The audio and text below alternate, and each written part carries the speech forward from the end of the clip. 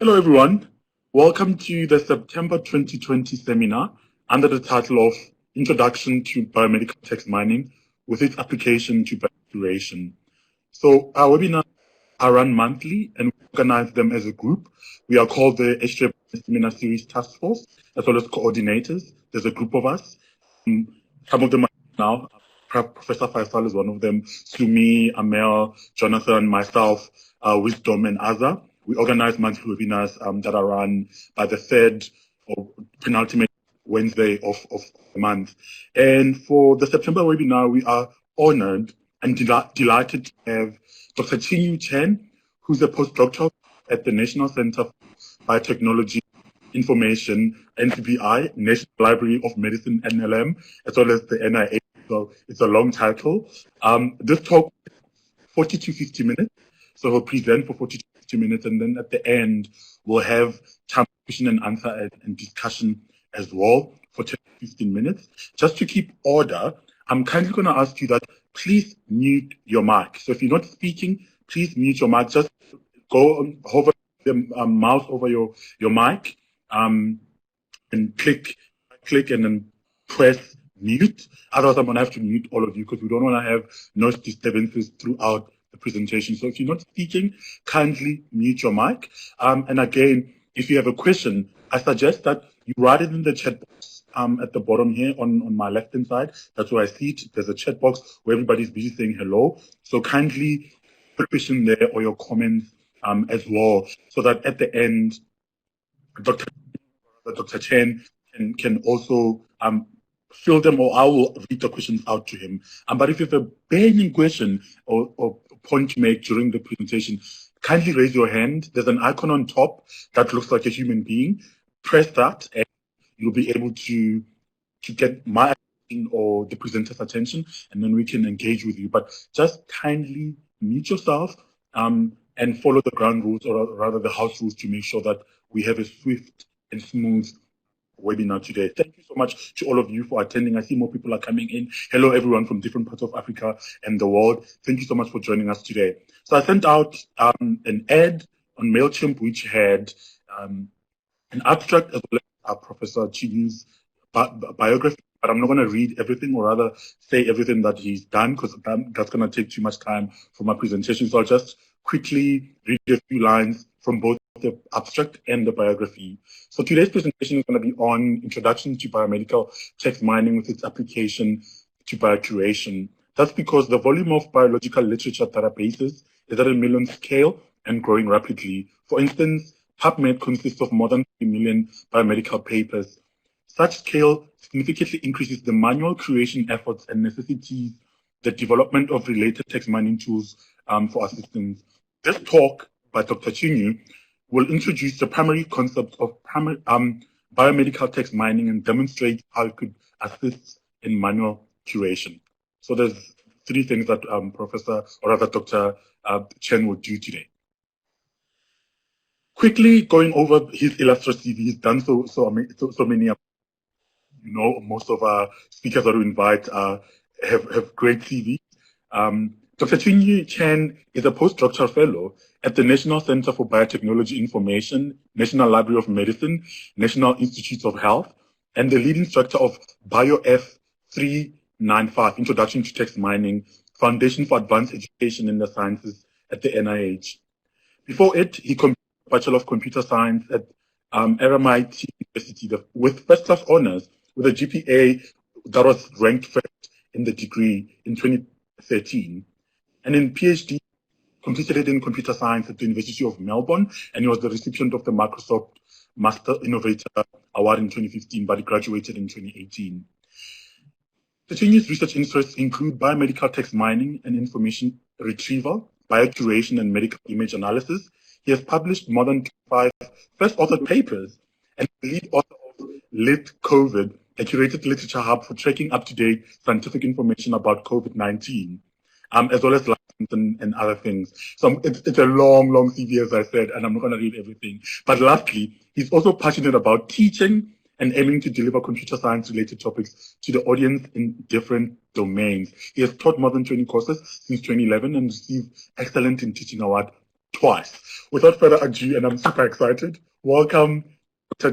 Chen to the H3 on the September webinar. Dr. Chen, go ahead and give your presentation.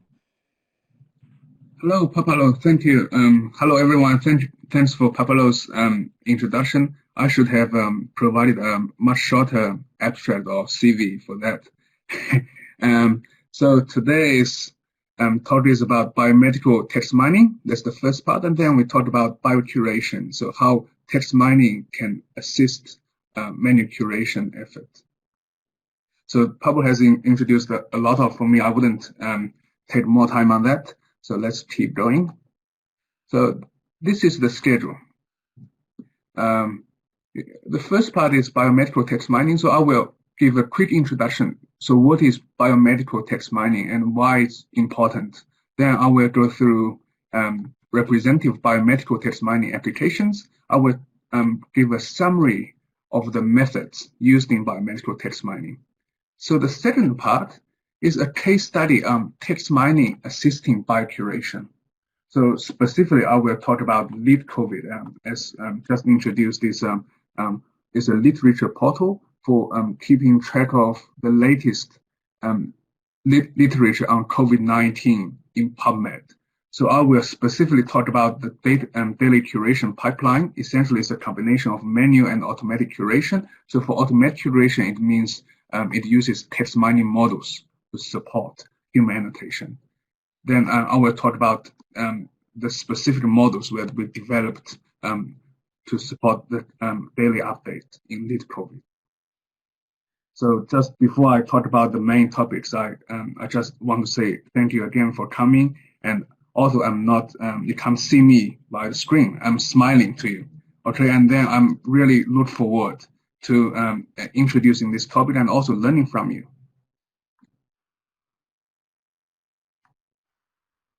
So let's come to the first part, intro to biomedical text mining. So before we talk about biomedical text mining, so what is exactly about text mining? So what's the text mining about? I show you two examples here. So the left-hand side is a programming language. So it's written in Python. So for example, print hello world. So you tell the computer, basically you tell the computer exactly what it needs to do. So in this case, it will print hello world to the console, to the screen. The second, so on the right-hand side is the examples of human languages or natural languages. For example, due to the time, I wouldn't go through all the examples. Let's look at the first one. Let's eat, Qingyu. Then the second example is let's eat Qingyu.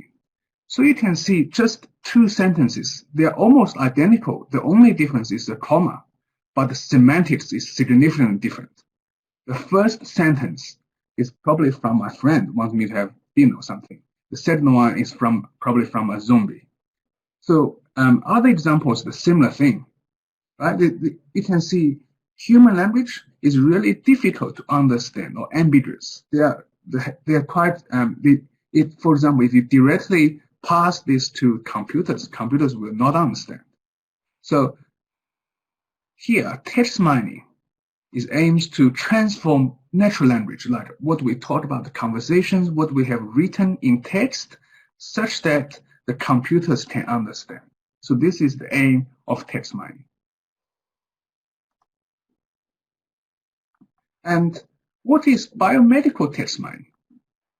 Essentially, is the text mining applied to biomedical and molecular biology domain. Okay. So here is a few perspective papers. For example, you probably have noticed there are some editorial and opinion papers, and you probably noticed some buzzword like big data or golden text. So those are, I think those are general articles that emphasizing the importance of text mining. So let me give you some concrete examples on what is text mining used in biomedical domain.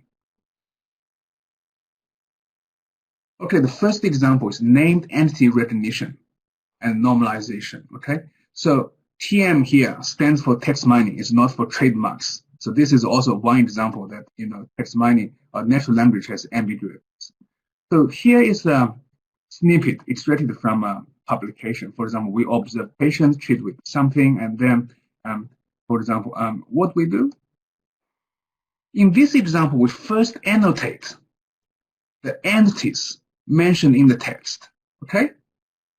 So for example, these certain drugs or certain disease.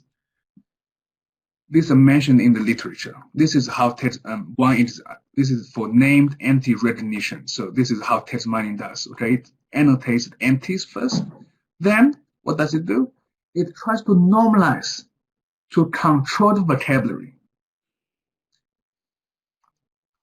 So here, this is an ID, for example, start with D. So it's an ID for controlled vocabulary in mesh. So in mesh is like an ontology that where each vocabulary is, for example, well defined or controlled. So even, for example, we write different ways in free text, it will be normalized in this phrase. Okay. So this is one example that using text mining for named entity recognition and normalization. Let me keep going with more text mining examples. So for example, for PubMed, so probably you have used PubMed before. So let's see, there are quite a few because PubMed is a literature database. So naturally it involves many text mining applications. Related articles. For example, if you click one article, it tries to find similar articles that you have clicked. When you type a query, it might do a quick spell check to see whether you mistype something. Author name ambiguation. For example, you want, for example, similar, maybe same names have, but they are related to different authors. Okay, so here it does disambiguation. It tries to find distinct authors so that when you search publications for a specific author, it shows the right publications. Query expansions, while you type something in the search box, it keeps going. It tries to autocomplete, tries to expand the query. Best mesh is one of the significant changes for PubMed recently. So originally, when you search a query, the retrieved documents will be ranked based on the time. So sort by recency. Here, the best match sort by relevance. So to look for it, it trains the text mining model, tries to rank the documents by its relevancy to the query. Here's another example. It's for a string database. So probably you're also familiar with. It's for a protein-protein interaction database. So what it does do for text mining part. So it's similar as what I just showed you the example. So it does the name entity recognitions. Then it looks for the co-occurrence of entities mentioned in the, for example, the maybe multiple entities annotated that they appear to the same abstract of an article. And then it tries to use the co-occurrence analysis to inference whether there's a protein-protein interaction. It might also look for co-citations. For example, some papers referencing to the other. They try to do a network analysis on that for protein-protein interaction. So this is another example. So I have gone through a few text mining applications in the biomedical domain. So let me summarize how text mining assists biocuration. Okay? So 5 steps. Step number 1, document triage. In this step, it really depends on your curation task. It tries to find the specific or the most relevant documents for your curation task. For example, you might look for documents from PubMed, might want to look for PMC or any other corpus, and then you try to search those, you try to find all the document candidates and then find the relevant one. Okay, so what documents I need to curate? This is step 1. Step number 2 is to entity recognition. So this I just mentioned. Okay, so you try to annotate the entities in the documents you want to curate and then try to normalize to the controlled vocabulary. Step number 3 After you identify those entities, you try to find their events or the relationships between the entities. For example, as I just mentioned, protein-protein interaction, or maybe drug-disease interaction, something like that. Okay? So the fourth step, this step is for evidence attribution. So where, for example, if you identify a protein-protein interaction, so where is the evidence? Is it from existing studies? Is it from existing knowledge databases, or is it from a new hypothesis? You try to mark the evidence level of this finding, of this interaction, for example. So of these four steps, then it's more about, then the record is more or less complete. You probably do another QC, or you quality control. You'll probably do a final check, and then in this case, it will be the record is complete, and it might be ready for production. Okay, so these are the text mining steps for biocuration purpose. So similarly, so these are for knowledge discovery. Okay, very similar steps. You identify the relevant articles for your studies. You identify the important concepts or entities in your studies. You try to aggregate, okay, different levels of evidence. Then you might propose a novel hypothesis. This is how text mining assists knowledge discovery. In this case, remember here, you, for example, for the integration step, it may be beyond text, might be look for images. It might look for biological sequences. So those things is like integrate knowledge from different perspectives. So I have talked about text mining. I have talked about the concepts of biotext mining. I have gone through a few examples. So now I will talk about why text mining is difficult. So there are two difficulties. One is variabilities. The other one is, for each level of analysis, there are some, it's kind of project-driven difficulties. So again, let me show you some examples. So when we talk about COVID-19, so COVID-19 has been impacting everyone, okay, all over the world. And then, so this is the text. This is, so we extract those COVID-19 related terms in the PubMed articles. So those are the terms before we have an official name, COVID-19. Okay, so these are the ones. Then after we have COVID-19 as an official name, there's still so many. Okay, so many different names. So for example, CV19 or C19, or for example, coronavirus disease of 2019, you have so many different terms just for one entity or for one term. Okay, so this is the tricky part. For example, if remember we talked about document triangle, we want to find relevant documents. For example, in this case, if we want to find relevant documents for COVID-19, there's so many terms we need to find. Okay, so this is one difficult or challenging part for text mining. And similarly, if we just talk about entities. So how about a statement?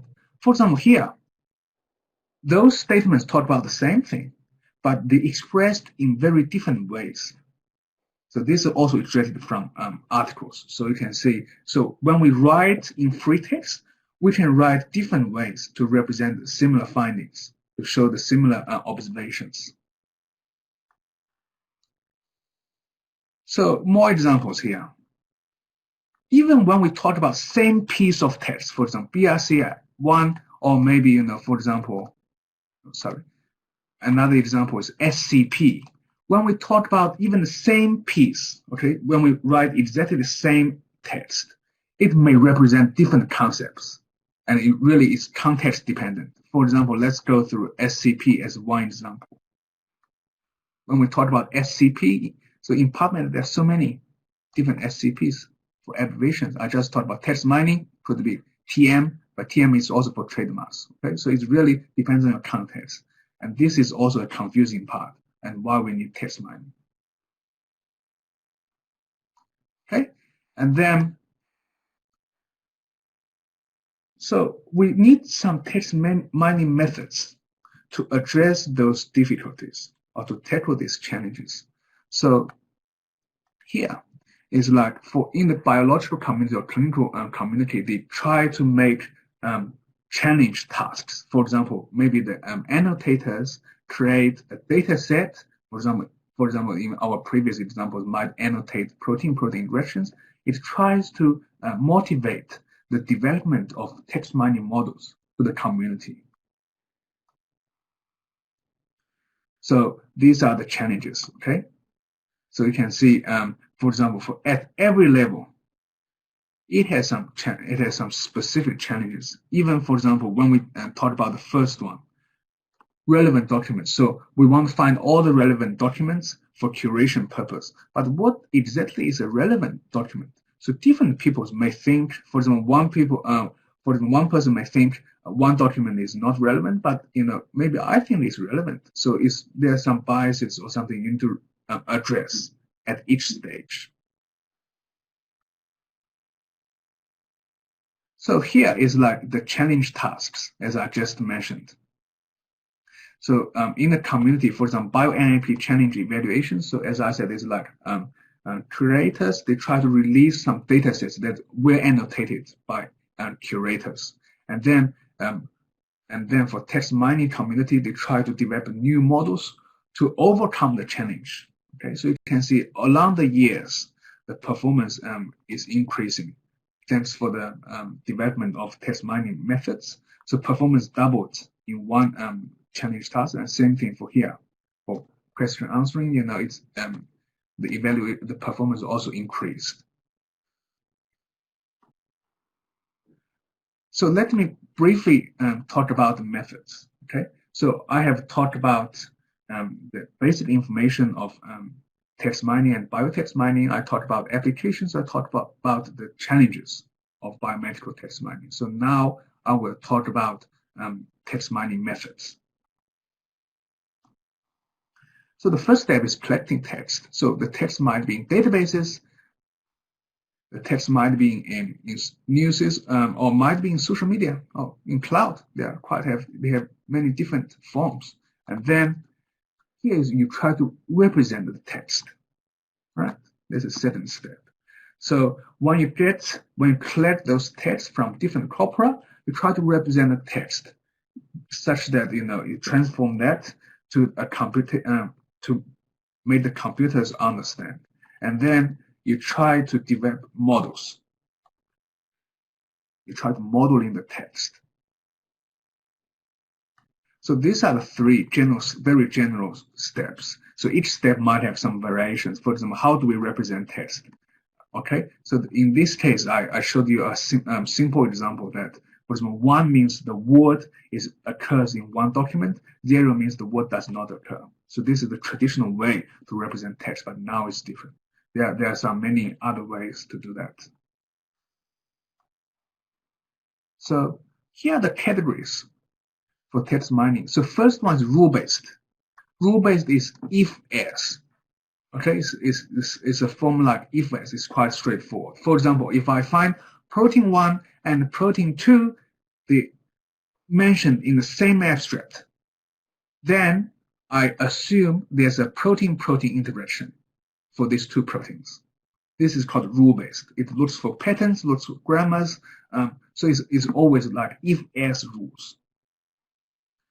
So there's some machine learning ways or deep learning ways. They try to build beyond the rules. So it tries to train some models. I will show you some model examples in the next slides. So you have some annotation data set, as I just mentioned, is like you have some challenge tasks. So the data set are well curated, and then this for use for training. So you want to train a model to annotate, right, or to make predictions. For example, whether it's a protein-protein interaction, something like that. Then they have hybrid model is like you try to combination of different methods from different perspectives.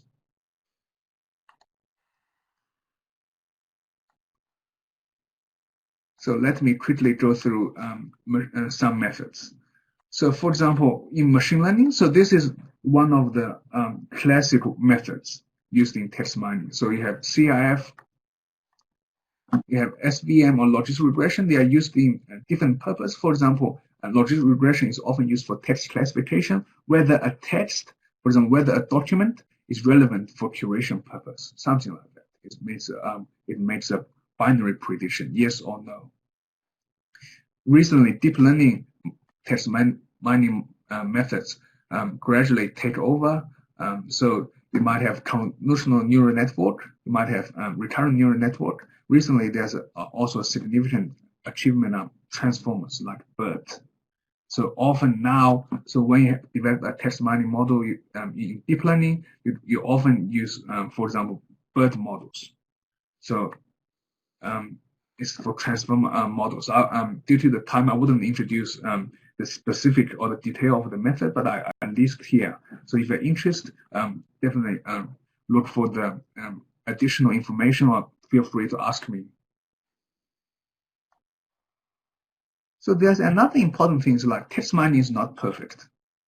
So far, if you can see, let's say PubData is a web server to annotate different types of biomedical entities. So here is the evaluation. For different types of entities, the achievement is different. You can see the evaluation results, okay?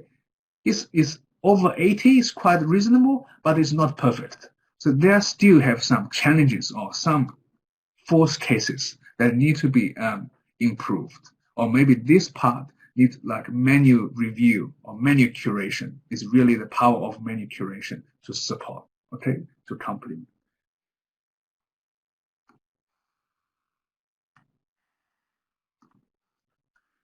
So I quickly went through different categories of text mining methods. So there's something for the future. So recently the trending is for example, multitask learning. I want to learn, for example, I want to learn different tasks simultaneously when training the model. For example, I have one task for name entity recognition. I have another task for protein-protein interaction extraction. So I want to develop a model that can do both tasks at the same time.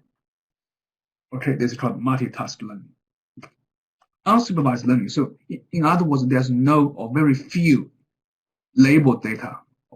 Okay, there's no labeled data. So we don't know exactly the gold standard is this for unsupervised learning.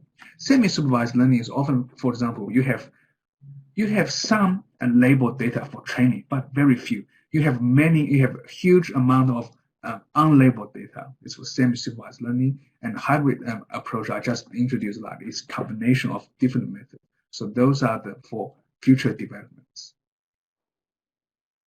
Okay. So so now we have we just spent about half an hour on the first part. So just to recap, I talked about text mining. I talked about different applications of biotext mining. I talked about the challenges of text mining. I talked about the methods briefly on biomedical text mining. So the second part is like I want to talk about how text mining can help biocuration. So in this case, I will do a very it's a detailed case study on LitCovid. So there's a literature portal that we recently developed, and then we used a range of text mining models to support the curation of LitCovid. So just a quick introduction to LitCovid. So it's a curated literature hub for keeping track of the latest PubMed articles on COVID-19. Okay, so it's in production. It was in production since February, and it is updated daily. So when we develop this, before we developing this portal, so at that time, as I just showed you the slide, right? There are so many different terms describing the same COVID-19 term. There are so many. So and then, for example, in that time during the pandemic, so doctors, researchers, or general public, they want to find the latest information. Okay, for example, they want to find the latest information for diagnosis, treatment, or vaccine development, or how to do the prevention. So those things, at that time, there was no relevant portal for that. So we want to have a unified portal to keeping track of this literature information. So for each topic, for the articles treated in LitCovid, it's categorized by topics. For example, whether it's a general information or mechanisms, transmissions, or treatment. It provides weekly overview, for example, so how it's like daily or weekly growth of number of publications. You can treat it on a specific topic. You can treat it on, for example, the general publications. Word maps, so that's the locations mentioned in the abstract. So we want to do a visualization on the word map. So what are the locations mentioned in the text? So here, I will just quickly go through some of them. So you have, for example, you can navigate specific topics. As I mentioned, for example, you want to find the latest articles for treatment. You can also do free text search. You can, for example, you want to find, for example, something related with mental health. You can see the weekly growth. You can see the visualizations on the locations mentioned in text. Okay, you can also keep track of the latest publications. This is when you click this, the .sum page. So when you're searching a specific query, it can be ranked by relevance or by the time. You can, here is the entities I mentioned. For example, you can search for specific drugs. So how many drugs, for example, how many articles has mentioned a particular drug, right? You can look for the specific journals or countries. And this is a specific abstract page. So when you click a specific article, it shows you this abstract page. You can look for the links that if it's available. For example, you can also tweet it in social media for this specific article. It shows the mentioned countries. It shows the similar publications. This is all, here is our text mining part, okay? For example, when you click this publication, it looks for the similar ones in the corpus. It also provides 3 download options. So you can download them in IIS format. So in this case, you can directly import to EndNote. You can have tab separate format. Okay, this one you can directly process by programming languages, for example, using Python. Also, the third option is like you can download the records in LitCovid with more information, like automatic annotations like entities. So now we come to the curation pipeline. I will focus on this part now. So LitCovid is daily update. So it tries to find the latest article every day and release it into public. So the first thing it do is tries to retrieve all the related articles from PubMed. This is what I just mentioned, like document triage part. It tries to find relevant documents for curation purpose. That's the first part. Okay, it finds the latest articles in PubMed. It does the document triage to find the relevant documents. In this case, is the documents are related to COVID-19. Okay, try to do the document triage this step. After we find relevant documents, we do annotations. So we annotate topics. I just showed you, for example, whether this is article is about treatment, or maybe this article is about prevention or diagnosis. And then it tracks geolocations. For example, whether which countries are mentioned in this article. Okay, or what chemicals are mentioned. Are they mentioning any drugs? Something like that. So this step is the curation step. So it first, using machine learning text mining models, tries to annotate, for example, tries to identify whether an article is related to COVID-19, and then try to categorize topics, extract those entities, and then it does menu curation. It tries to check or to review automatic predictions from the models. So after this step, the records are complete. We will do a final check and push to production. This is the curation pipeline. Okay. So this is a more detailed one in text. We try to retrieve the latest articles every day in PubMed. We classify whether they're related to COVID-19. We curate. In this step, it's like we annotate topics, extract named entities, chemicals, or locations in this case. Then we try to push to production. So this is one screenshot that we are using, the curators. Okay, how our curators are using, for example, here. This is the article. Okay, this is one article in PubMed. It has title, it has abstract, it has PMIDs. So in this case, machine learning model will give a prediction on the category. For example, here, as I showed you before, so you have different categories for one article, and then the annotator might try to check the predictions from models, and then try to, for example, if it is correct, it just keep going. Otherwise, the curators will change the prediction and or maybe document why he or she thinks is a different prediction or results on that. Okay, so this is the curation pipeline. Let me go through each step. So this is for classifying publication. That's the document triage part. So it's a two-step process. First, we try to use a very broad query in PubMed, try to retrieve all the coronavirus-related articles. So it might be not just COVID-19, it might be MERS or many other, previous coronavirus.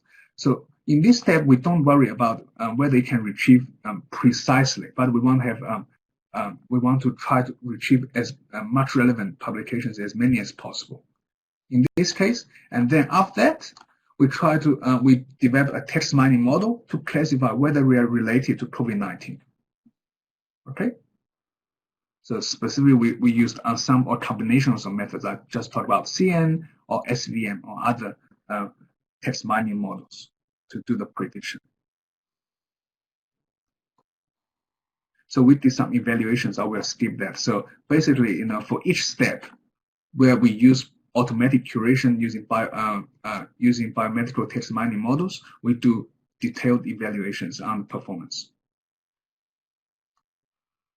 This is for assigning topics. I just showed you a similar slides. Okay, so here is like the models give some predictions with their confidence scores, and then we have many curators to check whether the prediction makes sense or not, to do the verification.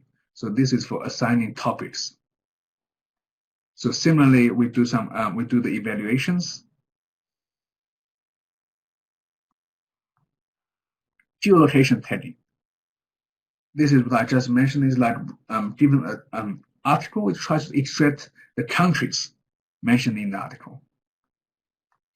So here we also do the evaluation. Okay.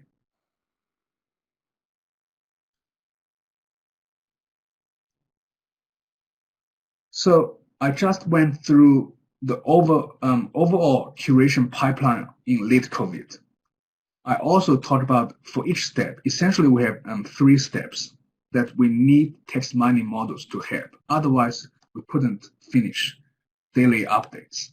So just for your information, so each week we might have 2,000 or more than 2,000 articles from PubMed. Some which we might have, I think the highest one we have like over 4,500 something publications for specifically for LitCovid.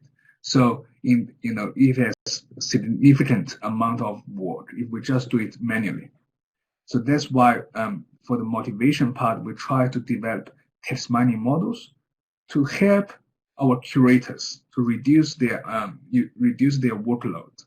Okay, try to assist them, and then we try to keep up the daily updates. We want to make sure that our portal is updated daily so that it shows the latest articles timely to the public. So the 3 steps, the 3 parts we need text mining models. One is document triage, classifying whether a document or article is related to COVID-19. the setting-wise topic annotations. It predicts the potential topics for that specific document, whether it's treatment or diagnosis. It extracts geolocations and chemicals that are mentioned in the article. And then after a final check, it pushed to production. So given the evaluation results, so document triage part and geolocation extraction part, the performance is almost perfect. Topic annotation is quite challenging because it has 8 topics to predict. That's the first challenge. Second part, some articles, when it's in PubMed, the abstract is not available for text mining purpose. In that case, maybe, for example, due to copyright issue from journals, in that case, we need manual curators to manually check the text or maybe the full text to give a topic. So all the predictions of the models are manually verified. Okay, we want to keep so it's always the 2 aspects. One is like we want to have text mining models to improve the efficiency, so to streamline the process. We can finish the curation every day. Second thing is like we want to also keep the standard, because we know manual curation gives the highest standard in terms of annotation quality. We want to keep them. So even we want to use automatic curation, we want to keep up the standard. So the predictions from the models are manually verified. So manual curation is important for the difficult or the tricky cases. For example, for document triage, some papers, they don't mention any COVID-19 related keywords in the title abstract, but it mentions somewhere in full text. In that case, it needs our curators to manually check to verify whether the document is about COVID-19 or not. For topic annotations, as I just mentioned, so some papers, one thing is like maybe they don't have abstract available in PubMed. Second, the abstract might be not informative enough to annotate topics. For example, some abstracts are very brief. It doesn't carry much information for a concrete topic. In that case, our curators need to manually check the full text to give a topic. So in summary, it's like we used a combination of automatic curation and manual curation to support daily update in LitCovid. Okay. So I finished, spent about 45 minutes on the talk. So just for a summary, I introduced the basics of biomedical text mining. So essentially, it's from free text in biomedical literature, try to give structured knowledge. For example, we try to find entities mentioned. It tries to look for example, specific or similar statements when you do the query search. We talk about specific applications like biomedical document triage, find relevant documents for curation or for analysis, try to extract entities or normalizations. I have also given a detailed case study on how text mining facilitates curation in LitCovid. Okay, as I just mentioned, it's a combination of manual and automatic curation, and we developed 3 models to assist manual curation to support daily updates in LitCovid. So thank you so much for your attention, and I look forward to your questions. And also, if you have very detailed questions, feel free to email me. Okay, I'll try my best to help you. Thank you so much. Thank you so much, Dr. Chen. That was amazing. You are a teacher indeed. So I see why you got those Excellence Award. Your way of explaining is one of the best. So thank you so much for that. I just activated everybody's mic. Question and answer and discussion time now. So please raise your hand if you have a question, so that you can obviously get the attention of myself or Dr. Chen, or type in the chat box. And then we can read your question as well. So I just unmuted everybody. I had muted you guys to make sure that in the previous webinar, we had an issue where people were speaking over each other, and that caused a bit of an issue because we were recording the webinar. Professor Rudani, Fozia Rudani says, thanks for this relevant talk. So that's from one of our professors who's based in Africa, Dr. Chen, who's part of HJ Bionet. We're saying thank you. This was a relevant talk. So thank you so much. Mohammed Abdallah has a question. Go ahead, Mohammed. First, I would like to thank H3 Bionet for this amazing arrangement and this very relevant topic. I would thank the presenter. I'm actually have been following LitCovid very closely, and I've been using their data and the annotated data set in building a COVID-19 knowledge graph. So the presenter didn't mention this, but it's actually like a very relevant use case with the LitCovid-19 pub annotated data. So thank for that. My question is, will preprints be included in LitCovid at some point? Because I see so far it has been only for published data. And will also the geolocations be available in the annotated data sets? Because the data I've seen so far just include the bioconcepts, and I haven't seen the geolocation part made available with the annotated, with the public data. Thank you, Mohammed. So thank you for using LitCovid. So basically you're asking two questions. Let me repeat these two questions just for the audience. One is for whether LitCovid will include preprint or not. Second one is about whether the mentioned countries or locations will be available in the data set. So first question is like, well, including preprint is one of our in our to-do list. So there are some challenges, or there has been a debate. So it's like some preprint articles, as you know, is like some will give false evidence. So that might, for example, there's no because preprint, some of the articles for example, they are not scientific papers. So this is one argument that we don't include them. Second one is like encourage more papers related to COVID-19 to put in.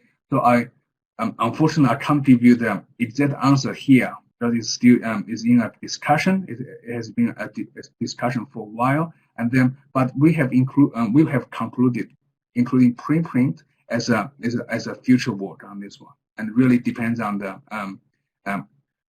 board on the LitCovid to determine whether we can develop that feature or not. For the mentioned countries, for your second question, absolutely. I think we can include them for the downloading files if you want. Very much. Thank you. So much. David has a question. David, go ahead.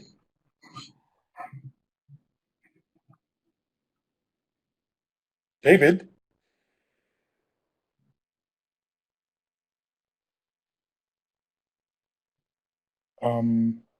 If you're trying to speak, David, we cannot hear you. So either or try and activate your mic. It's on top. It has to be green when you're speaking, or you're typing rather. Okay. No, that's okay. Thank you so much, David. Sorry, if you have issues with your mic, we'll read your question then. For anyone else, while David is typing his question, if you have any comments, if you have any questions, please do raise your hand, or again, you can also type in the chat box. We have about 10 minutes. Okay, Professor Fuzia has raised their hand. So go ahead, Fuzia. Okay, hi everybody. Thanks, Ken, for this relevant presentation. And I have one practical question regarding the process of research or doing text mining. So please, what do you recommend if we want to do that? About the date and the time of doing the process of text mining. Should we fix a date or period, or do this frequently according to the time to be able to extract lots of information and significant and representative information for all topics? Thanks.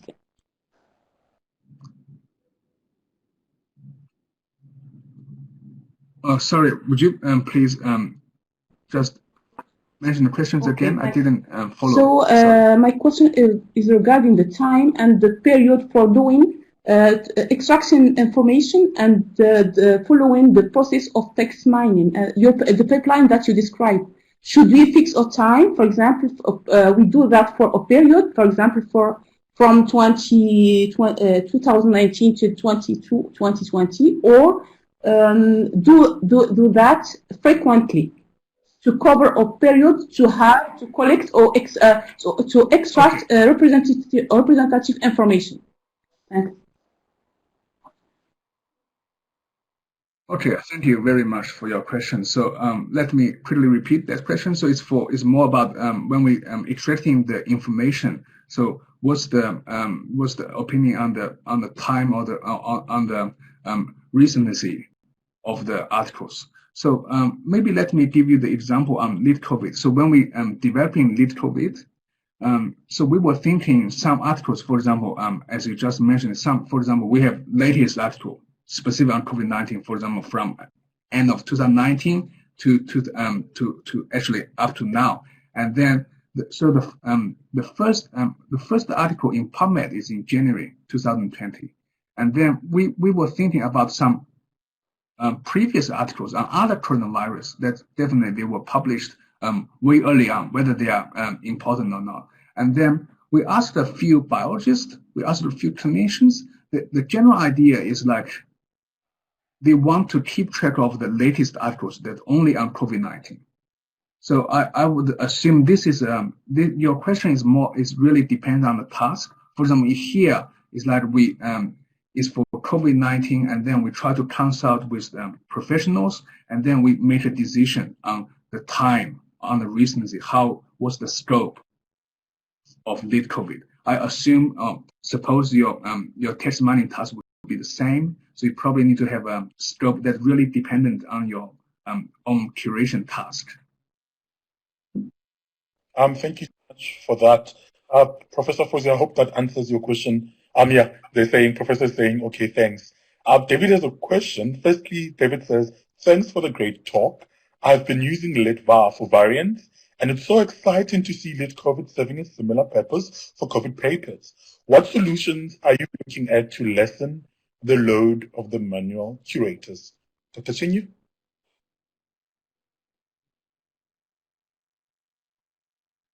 So thanks for asking, David. So thank you for using LitVar and also LitCovid. So actually, the author of LitVar is also our team members for developing LitCovid. So so regarding with what solutions looking for to reduce the load of many curators, there are two things that what we do is like first we need to have an annotation platform.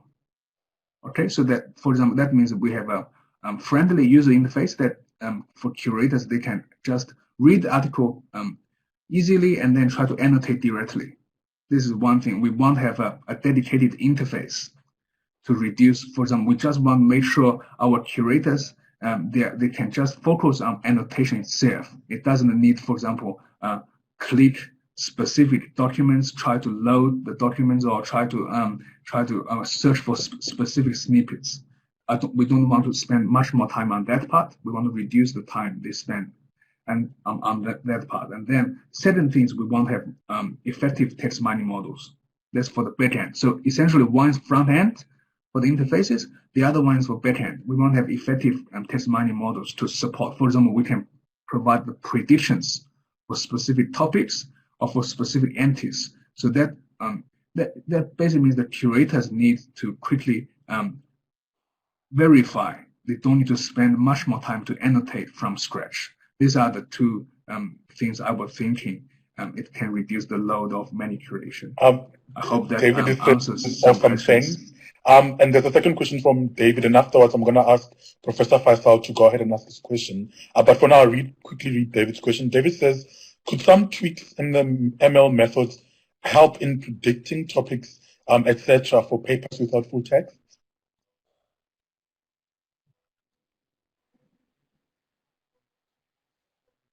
Okay, and thanks, David, for your question again. So for this one, so there's a big bottleneck on the papers without full text. So from our measurement last time, so it's we have about 40% of articles in LitCovid. So for PubMed articles, they don't have even an abstract. In other words, they only have titles for text mining purpose. So some journals, they have very specific copyright policies that, for example, they don't give the abstracts or full text for text mining for automatic processing, but you can manually view those, you can manually read those articles. So in these cases, so it's really challenging. For example, if you just have a title to predict the topics, it's challenging and it's not, for example, that means we probably need many curators to verify. But if the articles have a title and abstract, the performance is about 10% higher. In that case, so that's what I think. That's my short answer for your question. We ask Professor Faisal to go ahead and ask his question. Faisal? Okay, thank you, Chen. Yeah, I'm referring to your tutorial or practical introduction to biomedical text mining in the era of deep learning during the international conference of the intelligence system in the molecular biology in July. It have a day. Do you think that you can deliver something similar to this group? Because there is a group working in text mining in this SCGD Bionet consortium. And if there is a possibility that we can even work on some of our text mining problem in the future?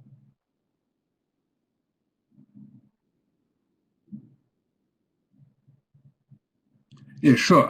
Thank you for your question. Yeah, definitely. So we can try to connect and organize one. Definitely. Sorry, Faisal, I think that answers your question. Also, Professor Faisal is one of the people that was so excited for this and actually in the background was assisting in organizing it as well, like suggested this topic on biomedical text mining because he's passionate about it and knew that a lot of us at Asia Bionet would be passionate about it. So thank you so much, Faisal. And yeah, please do. You have his email, so please email him on the side. You can tweet him as well if you have Twitter. You can send him a DM on the side. We have 2 minutes left, and I'm just going to quickly read Muhammad Abdullah's question and also give one more question that's burning or a comment. So Muhammad Abdullah says, is there a plan to incorporate BioBat in the bioconcept VAC pipeline?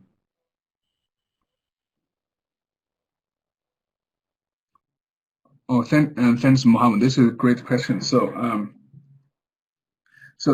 we put for bioconcept VAC just for information is for concept embeddings. So if you give, for example, when you we just show the examples in the talk. If you annotate one, for example, entities from the articles, you try, for example, in bioconcept VAC, is try to find similar similar entities from different articles, which is beyond co-occurrence analysis. So BioBat definitely BioBat would be like one our next plan for that. But essentially there are two things I want to mention here. First one is if depends on input. If its input is just for a concept or entity annotated, the current concept embeddings will do the job well.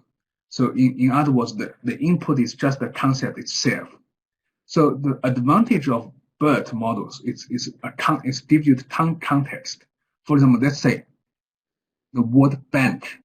Okay, bank. For example, you might it has different meanings for the same term. For example, it might be, for example, where you deposit or withdraw money. That's a bank, or might be a database. For example, gene bank. Right? You might want to deposit records on that. So in that case, if you use BioBERT or BERT-related models, and the input is not just the concept, but the context or the sentences surrounding that concept, then it will give better performance. Okay, so it really depends on the input types. If for example, if you just want to search the concepts only, the current bioconcept VAC is already sufficient. So next step, we will look into, for example, we want to do some use pub data to annotate the articles first, and then we maybe want to train using the BERT models again on that part. But if it's just concept only, it's fine. If the input is a sentence or maybe snippets containing the concepts, we might need to do more evaluations on that to see whether it's useful in real world use cases. Thank you so much. Looking at the time, we just hit 2 minutes over the hour, and I understand, and I can see people are typing in the chat box, and other people want to ask more questions. Please, if you have questions, please do email him. The email is on the screen right now, chinyu.chen@nih.gov, or you can find him on Twitter. I'm going to share the slides and the recording as well. Dr. Chen, are there any last comments from you before I officially close? Because I'm not going to allow any more questions, sadly. Yeah, I just want to thank everyone. As I mentioned, is I can't see you, but I'm smiling to you, and I'm really actually for your questions. It tries to actually I learn new things from you. I really appreciate that. It's for me here is now it's 10 a.m. in the morning. I often don't stop that early. For example, at 9, so I had a coffee. So maybe I don't sound excited, but I'm really excited inside. I hope you like the talk.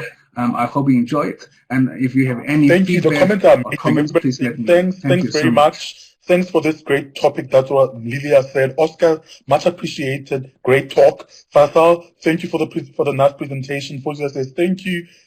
George says thank you for the great talk. So everybody is impressed, and I'm really grateful for your time, because I think I want to let people know that for the past week or so, 2 weeks, we've been in the background having meetings back and forth between you and I about the slides, about using Adobe and whatnot. So thank you so much for your passion for teaching and pedagogy and text mining, because I think a lot of us learned so much from you. For those of you who attended as our participants and listeners, thank you so much. See you at the end of October. I personally am going to be on leave. Someone else will be running it next month. So please look out for the ad for the October webinar. And thank you so much. Enjoy the rest of your day, everybody. Goodbye.